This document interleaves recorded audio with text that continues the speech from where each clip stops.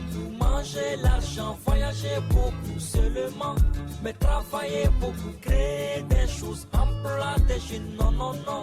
Les dirigeants africains, les dirigeants sont comme ça. Les grandes gueules.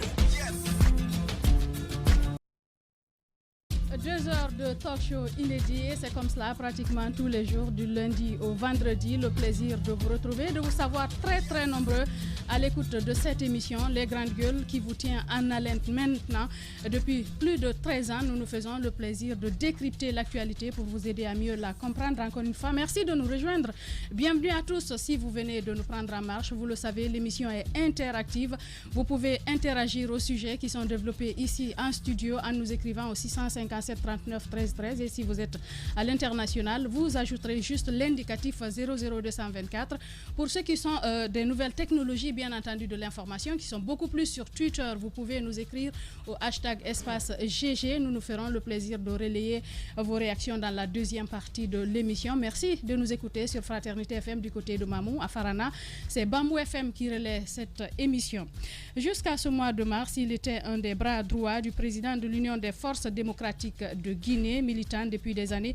Il a été, comme bien d'autres, au cœur de tous les combats de l'opposition les 10 dernières années. Alpha Boubacar Ba décide de s'arrêter. Il quitte l'UFDG, la politique pour un moment.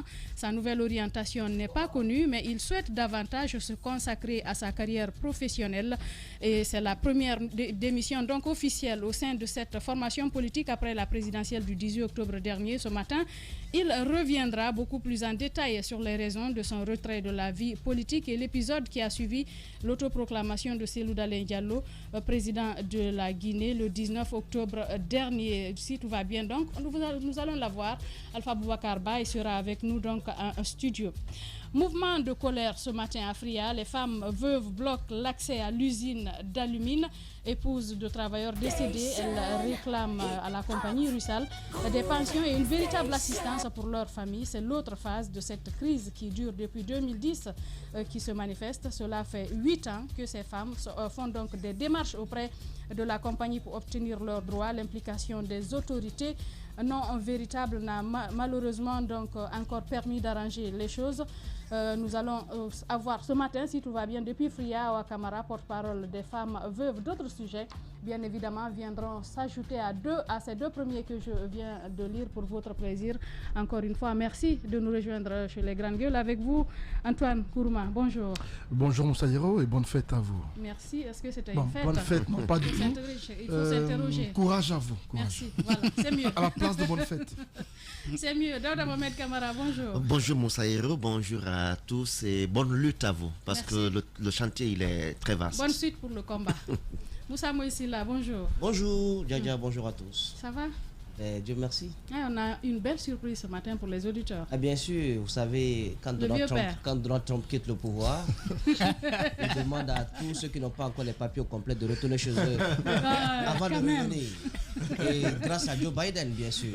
Donc je pense qu'il est là, on va l'accueillir. Le Baramoro du Diassa. C'est le Baramoro du Ahmed Kamara, bonjour. Bonjour. Bon retour, ça Merci. fait plaisir de te revoir. Le plaisir partagé. Bien, on va encore entendre des proverbes. Merci de me donner l'occasion. Jacques Lévaleno, bonjour. Bonjour madame et bonjour à tous. Bien, alors on commence par ceci, explosion des cas de Covid, les places manqueraient dans les CTP. Oui, c'est une information qui est bien donnée par l'agence elle-même. Ça fait déjà quelques jours, je crois la semaine dernière, j'ai entendu le docteur Sakoba le dire clairement que les places qui sont déjà identifiées ici à Conakry, donc à le camp Alpha et je crois que Bessia, étaient donc remplis. Donc tous les cas qu'on teste désormais, puisqu'il y en a tous les jours avec des quantités différentes, mais chaque jour quand même qu'on fait des tests, il y a toujours des cas positifs. L'ANSS était donc dans l'incapacité de trouver des places au sein de ces centres-là pour les loger. Je rappelais le cas de cet expatrié qui évolue ici aux côtés du ministère de l'Agriculture, qui a voulu rester à la maison, à qui on a refusé ce choix pour un départ, et puis on l'envoie à Kenya. Il se trouve qu'à l'intérieur, il n'y avait pas de place. Le monsieur était obligé d'ériger domicile dans son véhicule pour se faire confiner là. Je crois que finalement, l'agence a accepté que certaines personnes soient confinés à domicile. Hier, on m'apprenait qu'il y a un département ministériel où il y a eu un cas positif et puis on est allé tester un nombre important. Finalement, il s'est avéré qu'il y a au moins une dizaine qui a été testé donc positif, et c'est tous ces cadres-là ont été invités à rester à la maison, donc à se faire confiner là. Le problème, c'est qu'il y a des démarches en cours pour mettre à disposition un centre du côté de Symphonia. Les travaux seraient en cours, on m'apprend du côté de l'ANSS. Il est question de mettre à disposition le forage, donc l'adduction d'eau pour pouvoir approvisionner, n'est-ce pas, le centre, ce qui n'est pas encore fait. C'est vrai qu'on nous rassure que les travaux sont en cours. Moi, ma question, tout simplement, c'est de savoir quel mécanisme on a mis en place pour suivre les personnes qui sont, n'est-ce pas, dans les familles, parce que c'est pas évident que, surtout que les gens, ils ne vont pas dire à tout le monde j'ai le Covid, donc c'est leur responsabilité qui peut, n'est-ce pas, protéger d'autres personnes qui sont autour, l'entourage. S'ils acceptent de se déclarer et de rester confinés, au moins pour protéger la famille et les voisins, ça peut marcher. Mais lorsque les gens ne veulent pas, et bien entendu, ils peuvent se promener dans les quartiers sans qu'on ne sache qu'ils sont porteurs du virus, et bien c'est bien dangereux, n'est-ce pas, pour les gens qui sont. Faudrait-il qu'il y ait la possibilité pour ces gens de se confiner chez eux, parce que c'est pas tout le monde qui a suffisamment d'espace pour se confiner. De l'espace, des moyens pour se prendre en charge, il y a tout ça. On me dit qu'on est en train de les suivre pour leur donner des conseils. Mais encore une fois, je sais que pratiquement, il y a des difficultés à suivre quelqu'un depuis son domicile. Le centre de Donka n'est plus fonctionnel? Non, les centres sont fonctionnels, mais c'est rempli. Donc, il faut mettre un autre centre à disposition du côté de Symphonia, ce qui n'est pas encore fait. Bon, je crains que finalement, tout Conakry ne soit transformé en centre d'accueil de malades, parce que je me dis que chacun est... Mais Donka, quand même, c'est un grand centre. Chacun peut être positif. Ça veut dire qu'il y a la résurgence est effective. Pratiquement tout le monde est malade. Tout le monde est malade parce que c'est une maladie. Tant que vous ne faites pas le test, vous ne savez pas si vous êtes porteur ou pas. Pour certains, et ce que je me dis, ce sont les voyageurs très souvent qui prennent la décision d'aller se faire tester. Au niveau de, je crois c'est au centre, au niveau du pont 8 novembre.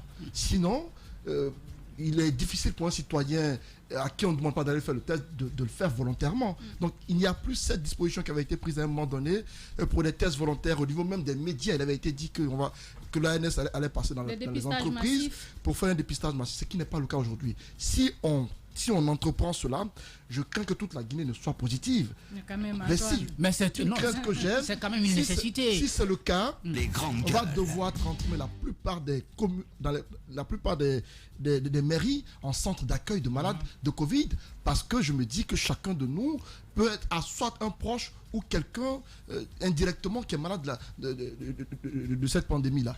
C'est qu'il faut faire, parce que moi, de tout le temps, je suis en train de le dire, c'est une maladie dont il va falloir s'en accommoder. On va devoir s'en habituer parce qu'on ne peut pas l'éradiquer au regard de la situation actuelle. On ne peut pas... Ça fait 1 an qu'on est dedans. Et tous les jours, des cas positifs sont déclarés. À quand la fin de la maladie, finalement? Et ça fait que toutes nos activités sont arrêtées. On a tout arrêté parce qu'on veut complètement éradiquer le coronavirus. Il va falloir penser à de nouvelles mesures et voir comment c'est possible pour ceux qui sont malades, les vaccins, et pour ceux qui sont malades, si on peut les contenir chez eux et leur indiquer comment se comporter, de le faire. Mais à un moment donné, je me dis que ça va devoir paralyser tout le monde pour une maladie qui ne vous empêche pas de circuler. On vous confine, ça vous empêche de faire vos activités habituelles. Économiquement, ça joue sur vous. Oui, mais il faut accepter le confinement parce que ce n'est pas une éternité, c'est pratiquement 2 semaines. Je parle du confinement, mais qu'on diversifie la forme du confinement. Parce que très souvent, certains sont contraints d'être confinés dans les hôpitaux, alors qu'à la maison, ils peuvent être confinés là et pouvoir mener leurs activités. C'est un peu l'idée que moi j'ai. Mais au regard de ce que je constate, je crains que finalement, nous soyons tous internés. Allez-y, Daouda. Moi, je crois qu'il n'y a pas à s'alarmer parce que ce n'est pas la première fois. Ce n'est pas qu'en Guinée qu'il y a des cas comme ça, qu'on enregistre des maladies, ou des malades, je vais dire, ou des morts en dehors des hôpitaux. En France, en Italie et ailleurs, il y a eu manque de place dans les hôpitaux, dans les centres de traitement. Oui. Et jusqu'à aujourd'hui, il y a encore ce problème qui se pose dans ces pays. Donc, ce n'est pas qu'en Guinée que cela se passe. On n'était pas préparé à cela. Nul n'était préparé à savoir combien le monde n'était pas préparé. On ne savait pas combien on peut être confronté à cela. On ne le savait pas. Donc c'est venu et c'est vrai qu'il faille aujourd'hui s'en accommoder. Mais là également, il faut bien que les gens acceptent de respecter les mesures barrières. Aujourd'hui, on nous apprend que le centre de Donka est fermé. Et c'est ce qu'on m'a dit. Le centre de Donka est fermé. COVID. Voilà, il y a maintenant 3 centres, je crois. Le quatrième centre doit être. Ça, c'est sur recommandation. Le centre du camp Al-Faya à Diallo. Donc, il y a Kenya, il y a Bessia et puis il y a Nongo. C'est les 3 centres ouverts au public. Quand Al-Faya, c'est lorsque vous êtes recommandé là. Mais il faut que les gens comprennent que ce n'est pas de la simple ou de la seule responsabilité de l'État ou des autorités à nous confiner, à ne pas nous confiner. Il faut aujourd'hui que les gens acceptent de respecter les mesures barrières. Quand on nous dit ne soyez plus dans je ne sais pas, ne soyez plus dans les mariages au grand public, ne soyez plus dans les baptêmes au grand public, arrêtez d'aller dans les boîtes de nuit et autres, il faut que nous acceptions cela, que de se mettre à trouver tout le temps des petites excuses, non, parce que ça ne doit pas circuler la nuit ou ça circule la journée. Acceptons d'aller comme ça. Parce que quand Antoine dit par exemple qu'il faut qu'on accepte aujourd'hui de s'accommoder à cette maladie ou d'être... C'est pas lui qui l'a dit, c'est l'OMS qui l'a dit. L'OMS l'a dit, oui. Mais il le soutient aussi. C'est vrai qu'il faille le faire, mais il faut aussi que cela soit dans une certaine règle, qu'on se mette dans certaines mesures pour éviter la maladie. Parce que la maladie, elle circule. Ceux qui sont aujourd'hui dans leur maison, est-ce qu'ils prennent sur eux la responsabilité de se confiner vraiment? Parce que confiner et rester à la maison, cela ne veut pas dire que vous devez être en contact avec vos enfants, avec le voisinage et autres. Mais est-ce qu'ils sont dans les prédispositions de rester vraiment à la maison et d'être en contact avec personne? Ça, c'est une question qui se pose aujourd'hui. C'est un problème de conscience. Et combien sommes-nous aujourd'hui qui ont cette conscience de dire, bon, puisque je suis malade, il faut que je me mette, je m'isole carrément, il ne faut pas que je tienne de contact avec tel ou tel. Mais il y a quand même que le Guinéen prenne aussi aujourd'hui conscience de la réalité de cette maladie et qu'on se mette vraiment ensemble avec les autorités pour lutter contre cette maladie. Alors, moi je commence à ne plus penser comme l'OMS qui estime qu'il va falloir que l'on apprenne à vivre de façon pérenne, éternellement avec ce virus. Quand je prends l'exemple de certains pays, le pays qui nous a distribué le coronavirus, la Chine s'achemine vers 0 cas. Ça veut dire qu'avec un peu de moyens, avec de la volonté et de l'expertise, ce virus-là, on peut le mettre dehors, on peut le mettre KO. Donc, il ne faut pas qu'on soit dans la fatalité. Il faut prendre des mesures concrètes, mettre les moyens qui vont avec, et puis mettre en place des personnes capables de les utiliser, donc de lutter contre le virus. Et bien, si on fait cette combinaison, on est capable d'aller vers 0 cas. La Chine, c'est tout un continent. Vous me direz, c'est un pays très développé et tout cela, mais attention. À un moment donné, Moïse, la Chine a tendu vers 0 cas, mais il y a eu résurgence. Oui, mais attention, allez-y consulter aujourd'hui les chiffres. C'est-à-dire qu'il y a un tel contrôle systématique, ils sont dans la vaccination systématique de toute la population. Lorsqu'il y a un seul cas découvert dans une province, mais c'est un bouclage serré. Et ceux qui sont récalcitrants sont contraints de rester chez eux, on vous barricade, on vous laisse une petite fenêtre où on vous donne à manger quand vous exprimez le besoin. Parce qu'ils ne sont pas en train de jouer avec. Les moyens sont là. On ne peut pas peut-être sur tous les plans se mesurer à la Chine, mais on peut tout de même nous organiser. Et c'est un problème d'organisation. Il y a de la place dans les différents centres d'accueil et coronavirus. Il y a de la place. Vous avez le centre, oui, je sais de quoi je parle. Vous avez le centre de Symphonia. Vous avez celui de Kenya. Vous avez celui de Le centre de Bessia. Symphonia ne fonctionne pas, d'abord. Il est tout de même prêt avec 200 lits comme capacité d'accueil. Vous avez celui de Bessia qui était prévu au début pour les cas seulement asymptomatiques. Aujourd'hui, ce centre compte 200 places. Ils sont actuellement en travaux pour une extension à 250 places supplémentaires pour que ce centre puisse accueillir donc 450 malades. Ce qui n'est pas normal, c'est le centre du Kambouaro. Les malades ne sont plus là, donc ils sont au Kambouaro. Le Kambouaro n'est pas fait pour accueillir des malades de coronavirus. Les malades ne sont pas dans les conditions idoines là-bas. Comment l'État peut investir des milliards? Non, le Kambouaro aussi, par rapport à Donka. Le Kambouaro. Kalfaya, ça c'est pour les VIP. Le Kambouaro, vous avez l'hôpital Donka qui est à côté, dans lequel l'État investit des milliards pour sa rénovation.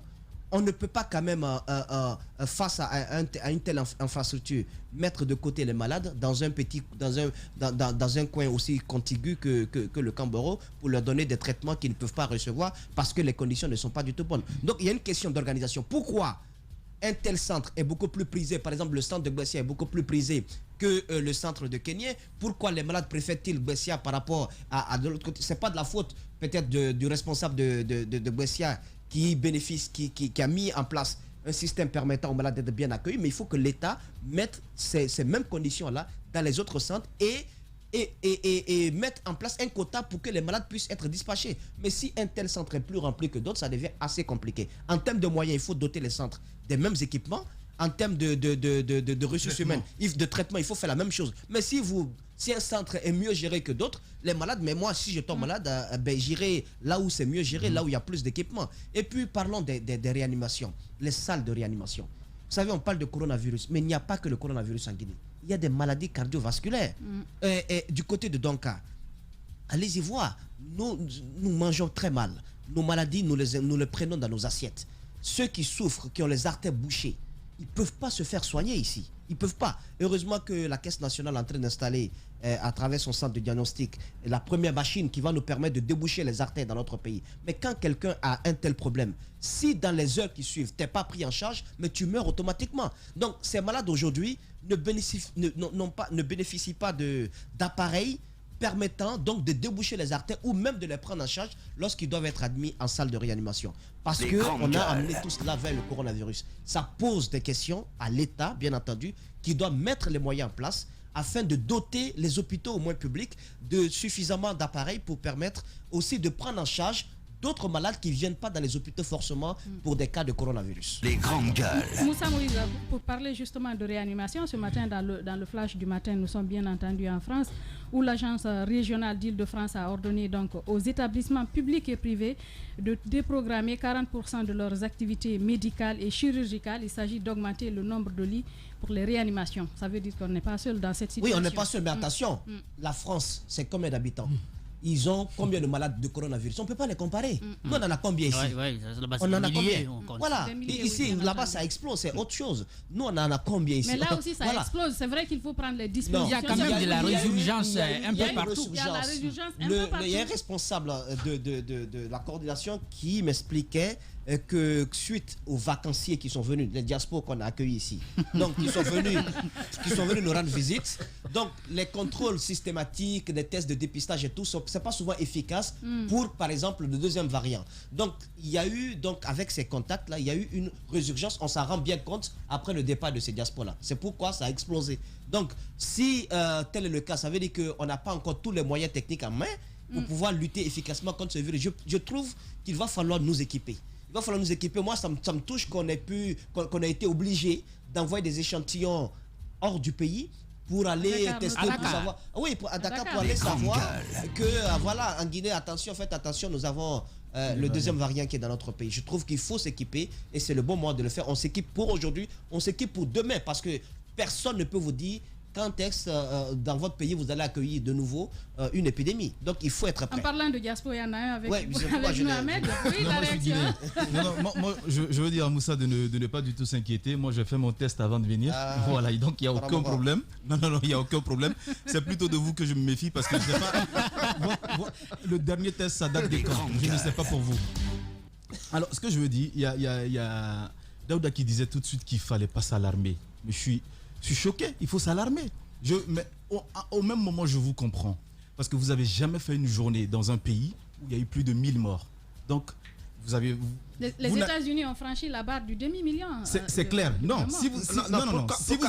Pourquoi je le dis? Pourquoi je le dis? C'est parce qu'on n'est pas les seuls dans cette situation. Non, écoutez, on n'est pas les seuls dans cette situation. Pour dire qu'on est en manque de place, on est en manque de place dans les centres. Ce n'est pas qu'en Guinée que cela se passe, même en France. Non, écoutez, ne dites pas que nous ne sommes pas seuls dans cette situation. Voilà. Quand vous parlez dans ce sens, vous faussez. Je vais vous dire pourquoi. Vous avez combien de cas de contamination ici par jour? Dans d'autres pays, la France dont vous parlez, où on peut enregistrer 20 et quelques mille cas par jour. Vous voulez vous comparer à ce pays où vous n'avez même pas 500 cas par jour ici? Et vous me dites que non, on n'est pas les seuls dans cette situation. Et ça fait 1 année maintenant que cette maladie est en Guinée. Ben, écoutez, au début, premier mois, deuxième mois, troisième mois, on peut dire qu'il y a eu une surprise. Mais au bout d'1 année, si vous n'arrivez pas à vous préparer, c'est pas la peine. Aujourd'hui, tous les pays sont en train de mettre les bouchées doubles pour contrer cette maladie. Moi, je vais vous dire aujourd'hui, il y a une inconscience collective que moi j'ai remarqué ici quand je suis arrivé. Les masques, on s'en fout carrément. Ce que j'apprenais quand on me disait que non, quand vous ne portez pas de masque, il y a des policiers, il y a ceci. Mais c'est faux, il n'y a rien, il n'y a pas de contrôle. Le peuple est abandonné. Et vous me dites que non, le peuple doit être responsable. Je suis d'accord. Mais les pays où les gens sont responsables, vous pensez que ces gens-là sont supérieurs aux Guinéens? Ils ne sont pas. S'il vous plaît. Dans la plupart des quartiers de Conakry aujourd'hui. Je suis à Matoto. Si vous voulez, on s'arrête au balcon, on met la caméra. Non, écoutez. Moi, je suis dans le contrôle. S'il y a une masque, tu seras ramassé. Antoine, des masques. Non, vous n'avez pas besoin de me rebrancher parce que j'ai des yeux pour voir. Ahmed, on s'écoute là, les gars. On fait le constat ensemble. Voilà. Acceptez que j'apporte la précision. S'il y a une mesure qui est respectée en Guinée aujourd'hui, surtout à Conakry, c'est celle du port des masques. Pas à 100%. Non, il faut le reconnaître. On ne peut pas le faire à 100%. Non. Mais en grande partie, les citoyens portent les masques. Ça, je peux le confirmer. Non. Parce que même hier. Antoine. Sur 10 personnes à Conakry aujourd'hui, il y a au moins 8 qui portent les masques. Ça, je l'ai constaté à tous les niveaux. Si les réalisateurs ont la possibilité tout de suite de filmer depuis le balcon, je souhaite qu'ils fassent d'ici la fin de cette émission pour que de toutes les façons, on n'en a pas besoin. On vit tous en Guinée. Qu'est-ce que vous allez me dire? Vous pensez que je suis bon? C'est ce que vous pensez? Mais je ne suis pas dans cette ville autant que vous. Ce que je dis, je sais ce que je suis en train de dire. Je le dis chaque jour. Même si vous ne portez pas les masques pour le corona, il faut porter parce qu'on a l'air qui est pollué ici et ça peut nous permettre même d'éviter des problèmes cardiovasculaires parce que l'air est totalement pollué. Alors moi, je vais vous dire que c'est ce que je veux dire. Il y a une responsabilité collective et cette responsabilité-là, il faut la corriger. Mais la correction vient de qui? Des autorités. Vous avez dans certains pays, vous êtes en train de prendre l'exemple sur la Chine et la France et autres. Quand vous ne portez pas des masques, qu'est-ce qui est fait? En Chine, vous pouvez même être interdit de voyager. Vous pouvez être interdit de voyager. Donc, il y a vraiment des mesures qui amènent les populations à porter ces masques. Et si vous ne portez pas, parce que vous n'avez pas envie, mais portez pour protéger ceux qui sont à côté de vous. Je pense que c'est important. Il y a aujourd'hui pas de mesures, en tout cas, ce que je sais, ce que j'ai vu ailleurs, je ne sais pas si pendant les 1 année, vous avez eu la possibilité de voyager dans d'autres pays, mais j'ai eu la possibilité d'aller dans des pays qui ont été les plus touchés pendant cette période. Je sais comment ça s'est passé. Quand vous prenez un Boeing A380 qui peut prendre moins de 100 personnes sur un trajet Paris-New York, qu'est-ce que ça vous dit? Ça vous dit rien absolument. Vous ne savez pas que cette maladie est en train de décimer une partie du monde, mais en Guinée, je pense qu'on n'en est pas du tout conscient. Et les places, il faut les créer. Il faut les créer des places. Ne croisons pas les bras pour dire que cette maladie, je pense que même les autorités sont dans la même logique que les populations pour dire que cette maladie, elle est faite pour les blancs, ce n'est pas une maladie de noirs. C'est ce que je constate quand on me dit qu'il n'y a pas de place. Il y a des noirs qui meurent. Non, il y a des noirs qui meurent. Mais c'est maintenant intégré. Nous n'avons, c'est ce que je vous dis, nous n'avons pas par jour 20 000 cas de contamination et on me dit il n'y a pas de place. Oui, mais c'est grave. C'est parce que justement, à l'interne, il y a une certaine prise de conscience qu'on n'est pas atteint comme chez les autres. Je vous dis, c'est dont on se réjouit. Mais Ahmed, faut nous écouter aussi. Faites très attention à ce que vous dites. Non, Encouragez les autorités, encouragez la population à porter les masques. Ahmed, je vous dis que le port de masque. Ahmed, s'il y a une chose qu'on fait chaque matin ici, c'est de sensibiliser, c'est de dire notre amertume. Alors ce n'est pas rentré. Les constats que nous faisons. Le constat que je fais, je comprends quand vous êtes venu des États-Unis où il y a eu où les cas de mort, où les cas de contamination se font par milliers, mais chez nous on se réjouit. Parce qu'on constate qu'à ce niveau, il y a au moins une certaine prise de conscience par endroit. Il y a les cas de contamination qui ne se font pas par explosion. C'est ce dont on se réjouit. Aujourd'hui, ce qu'il faut accentuer, c'est la sensibilisation. Pourtant, ça a explosé ces derniers temps, notamment à l'Abbé. Lorsqu'on compare la Guinée à des pays limitrophes ou même aux pays occidentaux, nous constatons que même par rapport au taux de mort... Non, mais je crois que la comparaison doit être faite à l'interne. C'est-à-dire le nombre de cas que nous enregistrons aujourd'hui par rapport au nombre de cas que nous connaissions par exemple en janvier ou en décembre 2020. Moi, je crois aujourd'hui... et même de taux de mort, on est largement devant beaucoup de pays. Non, c'est deux derniers mois. Si tu par rapport à nous, ça a explosé. Les 2 derniers mois, au niveau des cas de mort, ça a explosé. Ça a explosé, véritablement. Nous sommes à 2 doigts d'atteindre 100 morts, tout de même. Et surtout parce que la dernière fois, j'ai écouté le docteur Sakoba, il disait au moins chaque semaine, on était en train d'enregistrer des cas de mort. Ce qui nous a envoyé jusqu'à, je crois, 90 maintenant, 90 morts. Ça, c'est le nombre total.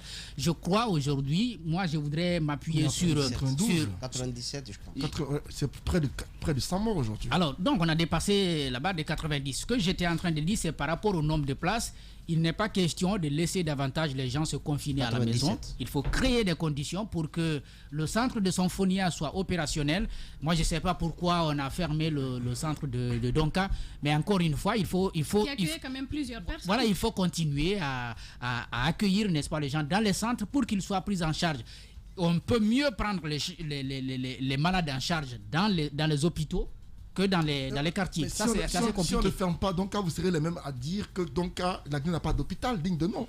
Donc, a été rénové, c'est pour accueillir des malades. Les Covidés, ce ne sont pas des malades, ce ne sont pas des Guinéens. Ce sont des malades. Mais quand même. Mais Antoine, il faut que tu comprennes. Les gens qui sont atteints du Covid sont des Guinéens et ce sont des malades.